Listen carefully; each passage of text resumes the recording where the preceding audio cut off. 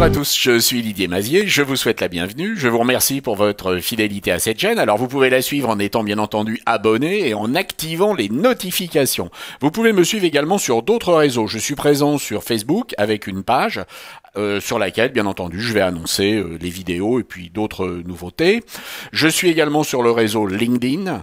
Et sur ce réseau, je réalise également des formations sur LinkedIn Learning, mais qui sont plus spécifiquement dédiées au marketing et à la stratégie qui tourne autour de tout ce qui va être digital. Cette semaine, nous allons traiter une image avec un style manga. Vous remarquez qu'il y a un arrière-plan qui est assez sophistiqué avec de la couleur, des trames, des flèches qui partent dans tous les sens et qu'on a également tramé le personnage. Donc nous allons voir comment réaliser tout cela. Cela va nécessiter un plugin et au passage, cela va vous permettre de comprendre comment fonctionnent certains plugins de Photoshop qui sont basés sur des scripts.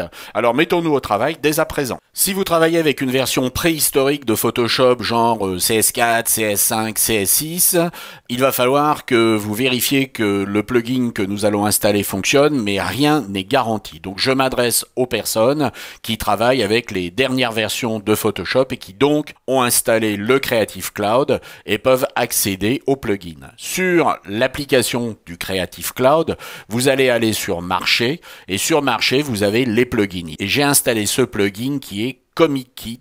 Si vous allez chercher ce plugin sur le site Exchange, vous allez le trouver, vous allez pouvoir l'installer.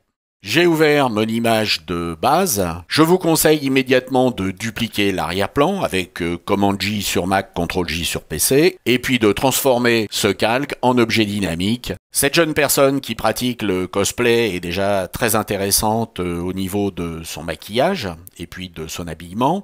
Par contre, je veux peut-être que son visage soit plus proche des mangas, c'est-à-dire légèrement déformé, avec peut-être de plus grands yeux, un visage un peu plus large, etc. Pour réaliser cela, je vais ouvrir le menu filtre et je vais aller dans fluidité. Et dans fluidité, je vais pouvoir travailler sur le visage. Je peux régler différents éléments en le faisant de façon coordonnée, c'est-à-dire que lorsque je vais modifier la taille d'un œil, cela modifiera également la taille de l'autre. On va pouvoir réduire la hauteur du nez et on va pouvoir également peut-être réduire la largeur du nez. Nous n'allons pas faire sourire notre personne.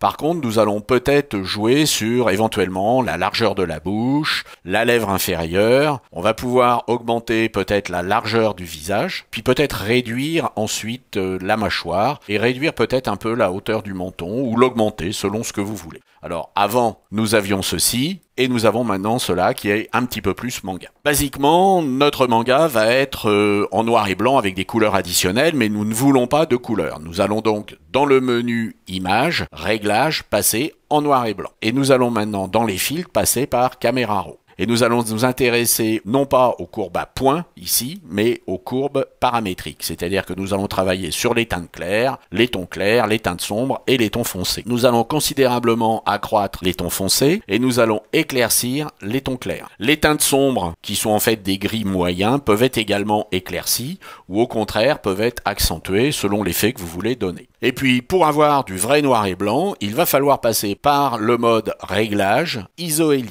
2 niveaux, c'est insuffisant. 3 niveaux, ça commence à être intéressant. Selon votre image et les réglages précédents, vous pouvez passer sur 4 niveaux. Nous voulons maintenant isoler notre personnage. Il suffit de revenir sur le calque de l'arrière-plan, de prendre un outil de sélection et de sélectionner le sujet. Et avec notre sélection active, nous allons créer un masque. Pour gérer notre fond, il nous faut dans un premier temps un calque. Avec la touche commande sur Mac ou CTRL sur PC, nous allons cliquer sur cette icône et nous allons créer un calque en dessous. Et nous allons remplir ce calque avec du blanc. Une fois que nous avons ce calque, il va falloir définir la longueur des lignes. Nous allons activer l'outil plume, nous allons cliquer ici pour être à peu près au centre et puis nous allons cliquer ensuite ici, cela va nous donner un tracé. Nous allons maintenant aller dans le menu édition, remplir et nous n'allons pas choisir une couleur de premier plan ni d'arrière-plan mais tout simplement un motif. Et peu importe le motif sélectionné ici,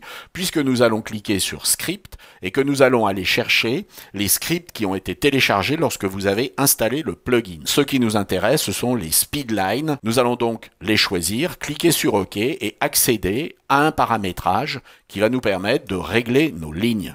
Donc vous allez pouvoir régler la largeur des lignes, vous allez pouvoir régler la façon dont elles vont être plus ou moins grosses aléatoirement, donc c'est-à-dire la modification, petite ligne, grande ligne, etc., l'espacement entre les lignes, la modification aléatoire entre les lignes, etc., etc. Sur la partie avancée, vous allez également pouvoir choisir la couleur.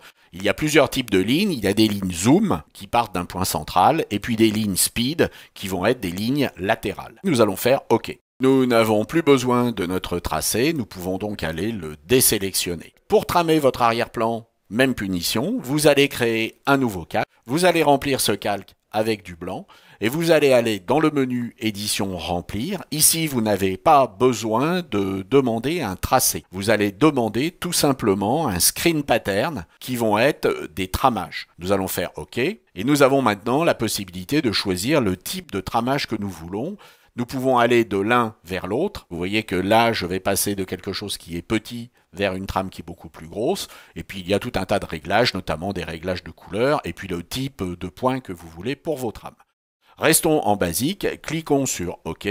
Alors, on va pouvoir passer en mode produit. Nous pouvons réduire l'opacité. Et comme il s'agit d'un calque, nous pouvons tout à fait ajouter un effet, par exemple, d'incrustation en dégradé, avec un dégradé de couleur, et puis nous allons choisir notre mode de fusion et également l'opacité de cette incrustation en dégradé. On peut repasser éventuellement ce calque au premier plan, augmentons ici l'opacité, et nous avons des effets qui peuvent varier considérablement. Ensuite, nous allons vouloir tramer notre personnage. Pour tramer ce personnage, eh bien, nous allons sélectionner des zones, créer des calques sur lesquels nous allons appliquer ce même système de trame. Je peux donc tramer par exemple les cheveux. Je n'ai pas besoin d'être forcément extrêmement précis, et je vais sur un nouveau calque que je vais placer en haut, gérer mon tramage.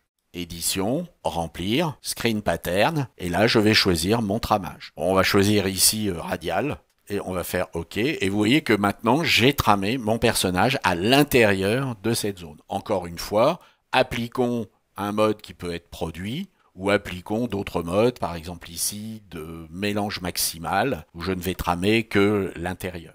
Donc tout ça va être à optimiser en fonction de votre image, en fonction de ce que vous voulez faire, et vous voyez que les possibilités sont infinies. Donc j'espère que cela vous a ouvert des perspectives intéressantes en termes de créativité, et puis je vous dis à la semaine prochaine. Au revoir.